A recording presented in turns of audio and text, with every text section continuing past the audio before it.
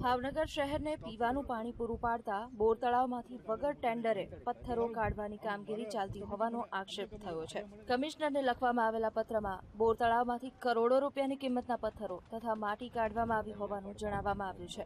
મહાનગરપાલિકાના પૂર્વ સ્ટેન્ડિંગ કમિટીના ચેરમેન સતીશ ચાવડાએ આ અંગે વિજિલન્સ અથવા તો સીબીઆઈ તપાસની માંગ કરી છે।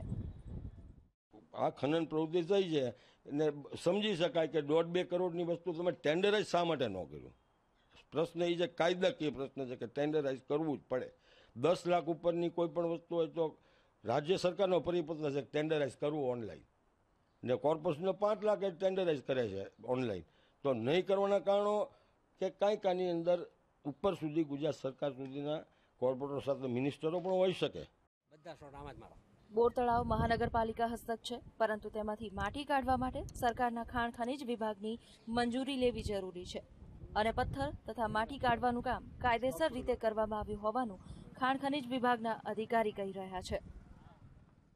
નહીં, એ કાયદેસર કરવામાં આવેલી છે અને એને સરકાર પાસેથી મંજૂરી લીધેલ છે। એને 28,80,000 રૂપિયાનું સરકાર પાસેથી મંજૂરી મેળવેલ છે, 2 લાખ મેટ્રિક ટનની। ભાવનગરના બોર તળાવમાં છેલ્લા ઘણા સમયથી પૂરતા પ્રમાણમાં પાણી ભરાયું નથી, ત્યારે અહીં થયેલી ખનન પ્રવૃત્તિ ચિંતાનો વિષય જરૂર છે। નીતિન સોની, VTV, ભાવનગર।